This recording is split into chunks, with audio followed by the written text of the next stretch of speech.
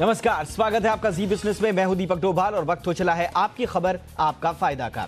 अगर आपने फेसबुक पर अपनी डिटेल्स के साथ ईमेल आईडी या फोन नंबर भी डाल रखा है तो आपके लिए खतरे की घंटी है, क्योंकि 53 करोड़ फेसबुक यूजर्स के फोन नंबर से भरा डेटाबेस चोरी हो गया है और वो बिक रहा है। जी हां, हैकर्स टेलीग्राम बॉट के जरिए ये डेटा बाजार में बेच रहे हैं।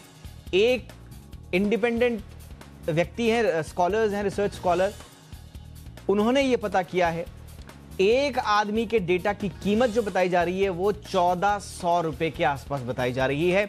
और इस डेटा का क्या करेंगे? इस डेटा का इस्तेमाल फिशिंग के लिए हो सकता है, फ्रॉड के लिए हो सकता है, आपकी गाढ़ी कमाई पर सेंधमारी के लिए हो सकता है, आप पर शॉपिंग के विकल्प थोपे जा सकते हैं, आपकी प्रोफाइलिंग की जा सकती है, फेक प्रोफाइलिंग करके दोस्तों रिश्तेदारों से पैसे मांगे जा सकते हैं और पर्सनल चैट लीक करने के नाम पर आपको ब्लैकमेल भी किया जा सकता है। इसलिए इस खबर को हल्के में बिल्कुल भी मत लीजिएगा। आज के शो में हम आपको बताएंगे पूरा मामला क्या है, कैसे हुआ, कौन लोग इसमें इन्वॉल्व हैं, इसका खतरा कितना बड़ा है, डेटा लीक से बचना कैसा है, आपको सावधानियां क्या क्या बरतनी है, इन तमाम मुद्दों पर चर्चा। पहले ये रिपोर्ट देखिए, लौटते हैं खास मेहमानों के साथ।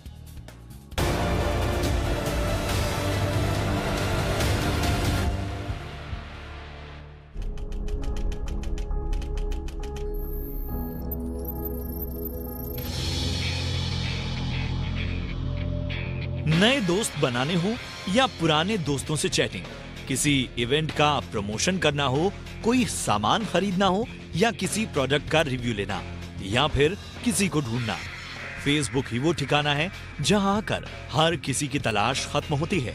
फेसबुक पर लोग एक दूसरे को आसानी से ढूंढ सकें, इसके लिए वो अपनी कई डिटेल्स जैसे ईमेल आईडी, ऑफिस का एड्रेस और मोबाइल नंबर तक डाल देते हैं। अगर आपने भी अपना फोन नंबर फेसबुक पर डाला है तो आपके लिए बुरी खबर है, क्योंकि हैकर्स ने फेसबुक के डेटाबेस से करीब 53 करोड़ लोगों का डेटा उड़ा लिया है। इन 53 करोड़ लोगों में एक चीज कॉमन है कि सभी ने अपने फोन नंबर फेसबुक पर शेयर किए थे। हैकर्स ने करीब 100 देशों के फेसबुक यूजर्स की डेटा में सेंध लगाई है। इनमें से 61 लाख से ज्यादा भारतीय यूजर्स भी शामिल हैं। ये सारा डेटा टेलीग्राम बॉट के जरिए बेचा जा रहा है। एक व्यक्ति के डेटा की कीमत $20 रखी गई है, यानी करीब 1460 रुपए। सिक्योरिटी रिसर्चर एलन गाल ने ट्विटर पर इस बड़ी चोरी का खुलासा किया है।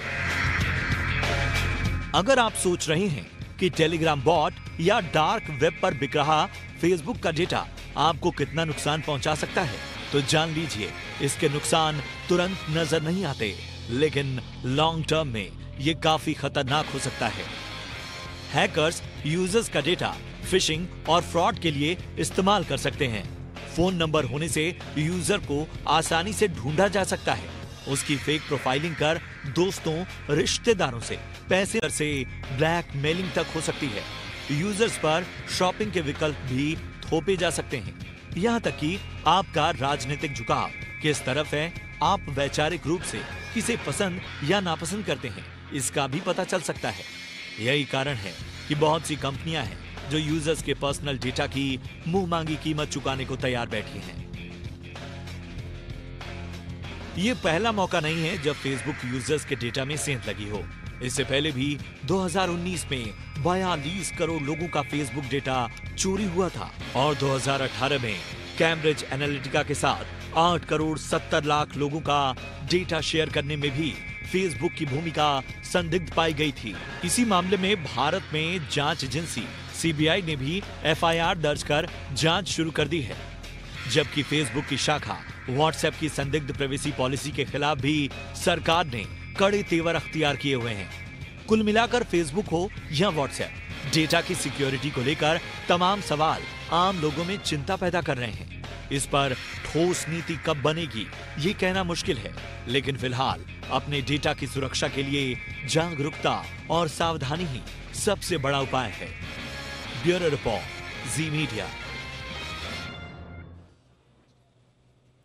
और जब भी इस तरह की खबरें आती हैं हम सबसे पहले आपको अलर्ट करने की कोशिश करते हैं, और जैसा कि हमने अपनी रिपोर्ट में भी कहा है, इस पर पॉलिसी कब बनेगी, इस पर सरकारें और जो कंपनीज हैं वो आपस में किस तरह से तालमेल बैठाकर जिम्मेदारी फिक्स करेंगी, रिस्पॉन्सिबिलिटी अकाउंटेबली फिक्स करेंगी, ये थोड़ा कहना मुश्किल है। फिलहाल अभी काम इस पर चल रहा है, थोड़ा सा सरकार अलर्ट भी हुई है, आगे इस पे काम चल रहा है, लेकिन जब तक ये नहीं होता है, कोई ठोस नीति नहीं आती है, तब तक एक्स्ट्रा अलर्ट रहिए। और अलर्ट रहने के लिए आपको क्या करना है, सावधानियां क्या क्या बरतनी है, वो भी हम आज के शो में बताएंगे। लेकिन थोड़ा सा मामला समझ लेते हैं, और मेरे साथ आज के इस चर्चा में दो खास मेहमान मौजूद हैं।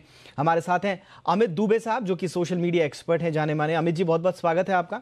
और हमारे साथ हैं विराग गुप्ता, देश के जाने माने साइबर लॉ एक्सपर्ट हैं। विराग जी, बहुत बहुत स्वागत है सर आपका। विराग जी, आपसे ही शुरुआत करना चाहेंगे। सर, अभी तो हम देख ही रहे हैं, ये व्हाट्सएप की जो मनमानी प्राइवेसी पॉलिसी आई, उस पर अभी क्या घमासान चल रहा है। देर सवेर सरकार भी जागी, कोर्ट में जाकर बता रही है कि नहीं साहब, यूरोपियन कंट्रीज के लिए अलग नियम, हमारे लिए अलग नियम, गलत हो रहा है। कैम्ब्रिज एनालिटिका मामले में तो सीबीआई ने एफआईआर दर्ज की है, देर सवेर उसमें भी लग रहा है कि कोई ना कोई कार्रवाई होगी। लेकिन उसके बावजूद ये मामला सामने आ जाना कितना गंभीर है सर ये, और कितना हमें अलर्ट होना चाहिए इस प्रकरण के बाद? देखिए दीपक जी, सबसे पहले मैं आपको जी बिजनेस दोनों को बधाई दूं कि डिजिटल मामलों पे आपकी पहल के बहुत अच्छे नतीजे आ रहे हैं, चाहे लोन ऐप का मामला हो, चाहे डेटा लीक का मामला हो। हम लोग जब पिछली बार इस मामले पे बहस किए थे, उसके बाद दो तीन अच्छी बातें हुई हैं और जो आगे चल के जिसका प्रभाव पड़ेगा। पहली बात ये हुई कि पार्लियामेंट्री कमेटी के सामने जब फेसबुक और व्हाट्सएप की पेशी हुई तो उनको दो चीज़ें स्वीकार करनी पड़ी।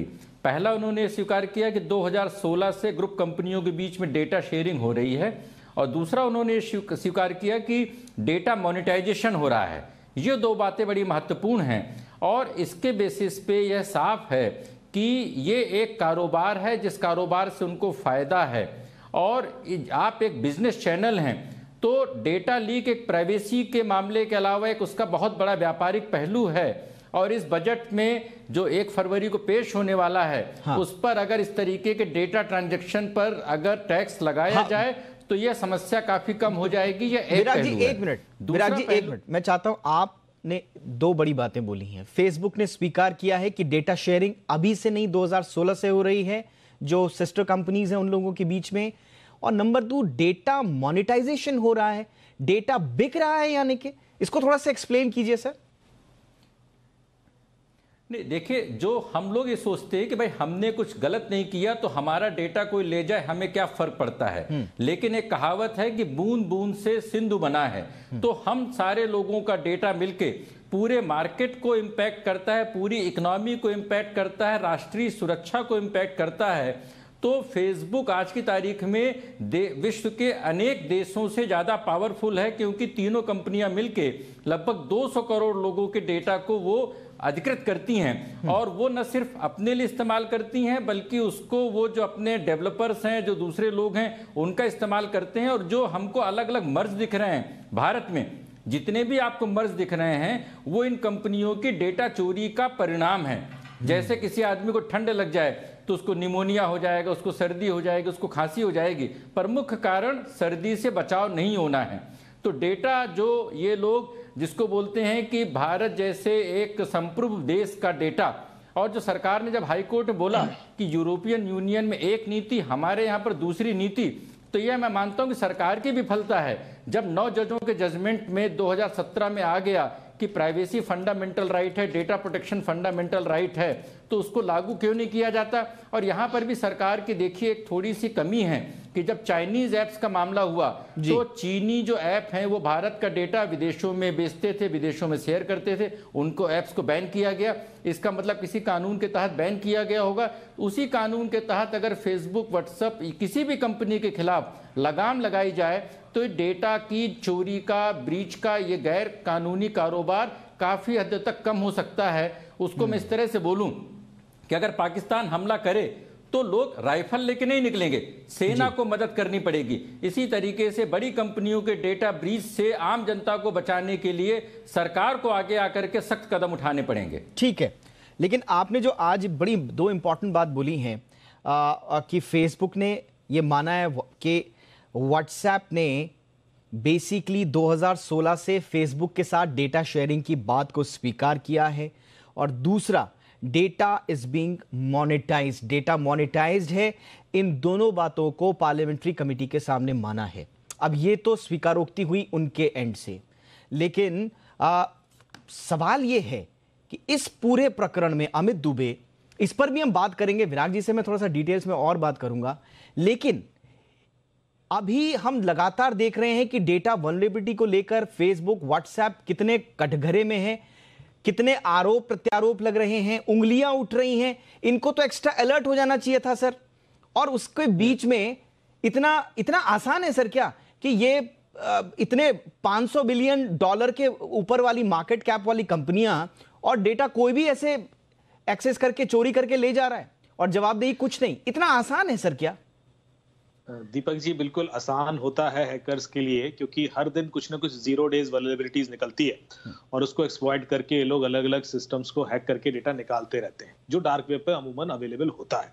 फेसबुक जैसी कंपनी को हैक करना चैलेंजिंग होता है, पर होता क्या है कि फेसबुक अपना डेटा कई सारी थर्ड पार्टी और सेकंड पार्टी कंपनी से शेयर करती है, तो यदि उनके अंदर कोई वल्नरेबिलिटी मिलती है तो वहां से भी डेटा लीक होने के चांसेस होते हैं।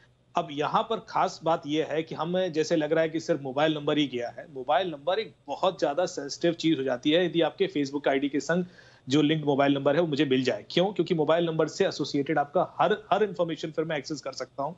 जैसे आप किस किस बैंक में आपके अकाउंट्स हैं, आपके ट्रांजेक्शन डिटेल्स भी मुझे मिल सकते हैं, क्योंकि ऐसी कई सारी कंपनीज हैं जो ट्रांजेक्शन डिटेल्स देती हैं लोगों के, क्योंकि वो आपके फोन से एसएमएस जो होते हैं वो रीड करके डेटा अपलोड करते रहते हैं। बहुत सारी एप्लीकेशन आपके फोन में होती हैं जो एसएमएस रीड करती हैं, तो आपकी जितने बैंकिंग ट्रांजेक्शन डिटेल्स हैं वो भी उन्हें मिल जाते हैं। तो मैं फेसबुक से आपकी साइकोलॉजी समझूंगा, आपके बैंक अकाउंट डिटेल है मेरे पास, उसके बाद आपकी इंश्योरेंस डिटेल्स भी मुझे मिल जाएंगे, और उसके बाद क्रिमिनल्स का काम शुरू होता है, जो आप आमतौर पर देखते हो कि किसी भी एजेड आदमी को या ऐसे बंदे को जो थोड़ा नॉन टेक्निकल है या इवन टेक्निकल है, पढ़े लिखे लोग हैं, उनको भी टारगेट करके आसानी से बेवकूफ बनाया जा सकता है। उनको एक कॉल आता है कि मैं इंश्योरेंस कंपनी से बोल रहा हूँ, या मैं बैंक से बोल रही हूँ, या मैं आपके किसी ऐसे सर्विस प्रोवाइडर से बोल रही हूँ जो आपने ले रखी है और जो बैंक के आपके मोबाइल नंबर से लिंक्ड है। इसलिए ये इतना ज्यादा सेंसिटिव है, जिससे हम ऑलरेडी इतना सफर कर रहे हैं इंडिया में आज के डेट में बिलियंस एंड बिलियंस डॉलर के लॉसेस हैं because of social engineering based crime जो आजकल हो रहे हैं, जिसपे फोन पर कॉल करके विशिंग करके लोग अटैक करते हैं। तो इसलिए ये डेटा जो है अमित दुबे, इसका मतलब तो ये दोधारी तलवार है। पहले तो फेसबुक ही आपसे कहता है, बार बार आपको मैसेजेस आते हैं, बार बार आपको पॉपअप आते हैं कि अपना अकाउंट जो है वो लिंक कर दीजिए अपने मोबाइल नंबर से ताकि आपको सहूलियत मिले। तो ये तो पहला तो फेसबुक ही आपसे नंबर मांगता है। कुछ लोग होते हैं जागरूक जो बोलते हैं नहीं, आपको हमारी ईमेल आईडी है, हम आपके पास है, आपको नंबर का क्या करना है, मैं ऐसे ही अपना फेसबुक चलाऊंगा। वो लोग तो बच जाते हैं। चलिए फेसबुक के झांसे में नहीं आए। अब जो बच गए वो फेसबुक का इस्तेमाल करके डेटा की चोरी कर रहे हैं बाकायदा, और इसके लिए जिम्मेदारी किसकी होनी चाहिए? फेसबुक की होनी चाहिए। यानी कि आप तो फंस रहे हैं, नंबर तो आपका एनी हाउ जाना ही जाना है। बिल्कुल सही बात आपने पकड़ी है दीपक जी, क्योंकि आपको मोबाइल नंबर देना ही पड़ेगा, क्योंकि मल्टी फैक्टर ऑथेंटिकेशन आजकल मैंडेटरी ऑप्शंस दिए जाते हैं लोगों को कि भाई आप सेफ्टी के लिए आप मोबाइल नंबर लिंक कीजिए फेसबुक से, तो आपको वो देना ही पड़ेगा। और आपने वो दे दिया और वो लीक हो जाता है, तो फिर वहां से आपके जो सोशल इंजीनियरिंग बेस्ड अटैक है वो होना शुरू हो जाते हैं। तो आप तो दोनों साइड से गए। यदि आप नहीं लिंक करते हो तो बिकॉज आपका अकाउंट सिक्योर नहीं है वो हैक हो जाता है, और यदि आप लिंक कर देते हो तो आपका अकाउंट भले ही सेफ हो जाए, आप हैक हो जाते हो, आपका बैंक अकाउंट हैक हो जाता है। तो आप बिल्कुल सही पकड़ा आपने कि ये जो डेटा है जो फेसबुक के थ्रू जा रहा है ये इतना सेंसिटिव है, और इसके लिए मेरे ख्याल से यदि आज की डेट में पीडीपी बिल होता तो बहुत हैवी पेनल्टी उनको देनी पड़ती है जो हमारे इंडिया का, क्योंकि ये इस वजह से काफी सारे इश्यूज आ जाएंगे। This has some serious.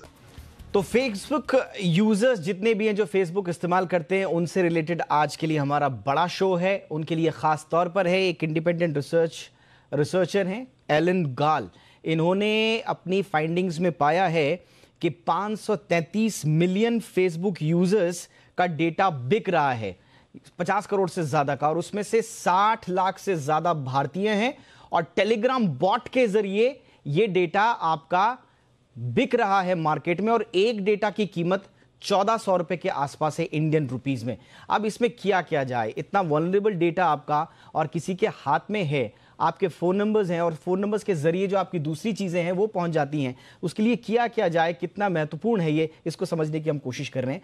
विराग जी, मैं आपके पास आना चाहूँगा। आपने एक उसका जिक्र किया पार्लियामेंट्री कमेटी का भी, और हमें मालूम है कि गोविंदाचार्य जो कि आरएसएस आइडियोलॉग हैं, उन्होंने भी एक लेटर लिखा है निर्मला सीतारमण वित्त मंत्री को, जिस पे उन्होंने एक बड़ी महत्वपूर्ण बात कही है। उन्होंने साफ तौर पर कहा है, आपने भी उसका जिक्र किया अभी, कि बजट में इसका प्रावधान होना चाहिए कि डेटा ट्रांसफर फेसबुक और दूसरी कंपनीज के बीच में इस पर टैक्स लगना चाहिए। और मुझे याद है हमने जितने शोज भी आपके साथ किए हैं, आप इस बात को बड़ी इंपॉर्टेंस के साथ उठाते हैं, एम्फसाइज करते हैं कि डेटा क्योंकि संपत्ति हो गया है और अगर आप उसकी शेयरिंग कर रहे हैं तो उस पर टैक्स लगना चाहिए।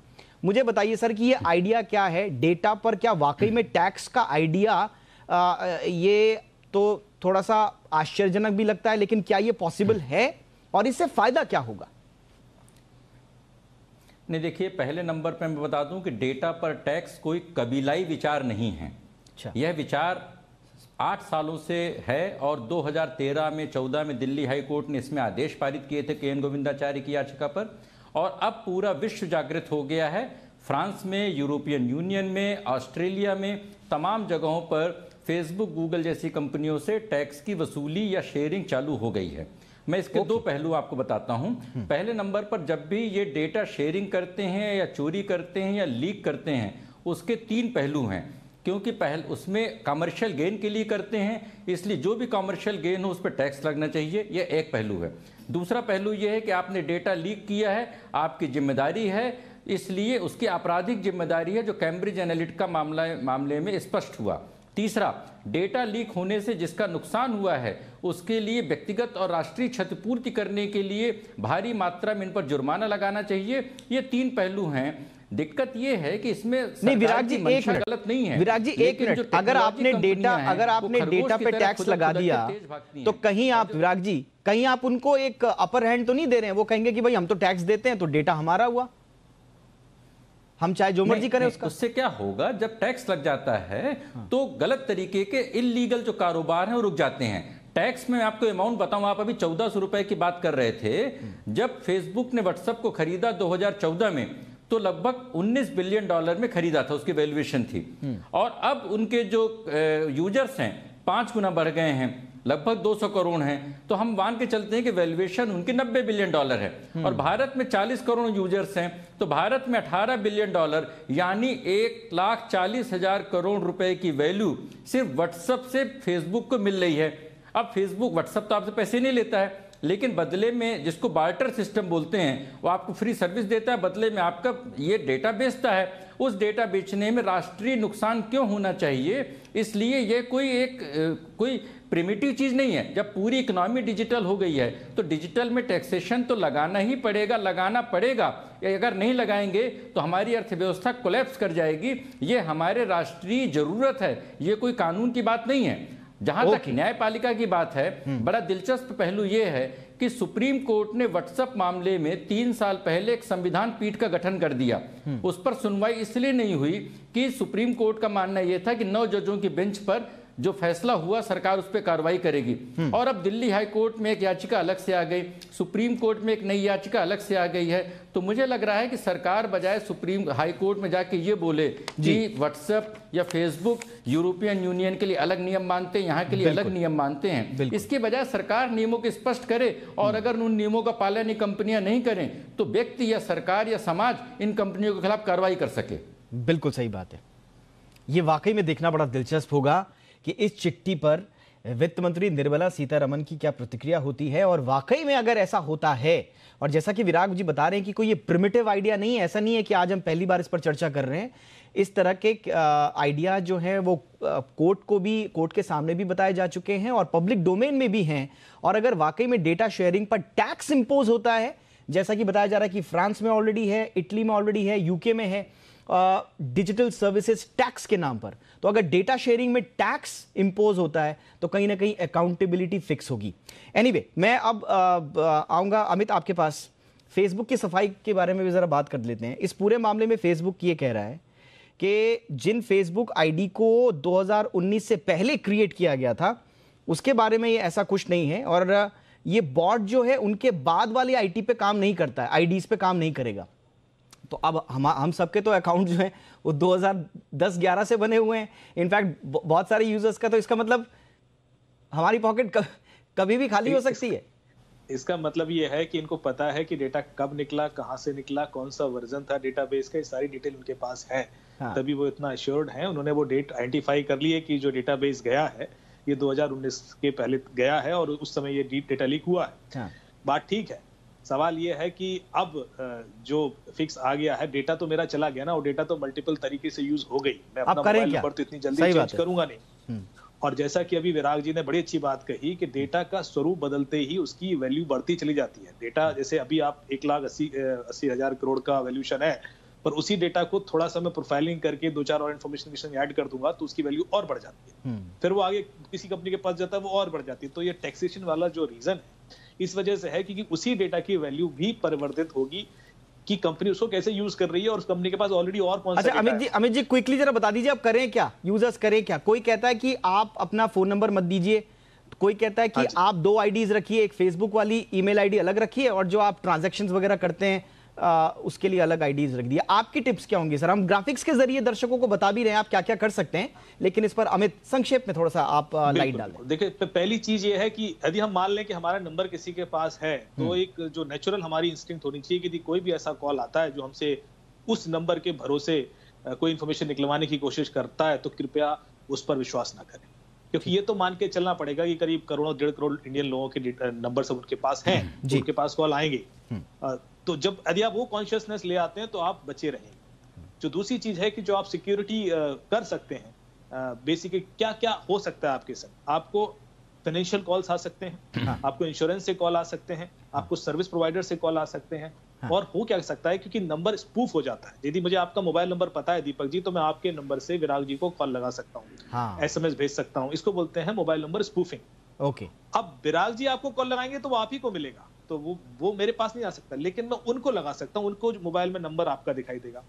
कई बार लोगों को ऐसा दिखता है कि उन्हीं के नंबर, और ये हुआ भी है, ये बिल्कुल हुआ भी है। मेरे पास जरा वक्त की कमी है, लेकिन ये आपने इंपॉर्टेंट बोला, मोबाइल नंबर स्पूफिंग कई बार होता है। मैंने विराग जी को, मेरे नंबर से विराग जी को कॉल लग गया, विराग जी को लगता है कि दीपक को कोई पैसे की जरूरत है इसलिए शायद पैसे मांग रहे हैं, लेकिन वो मामला कहीं और होता है। विराग जी, मेरे पास वक्त की बड़ी कमी है, अगर आप 10 सेकंड में बोल सके तो।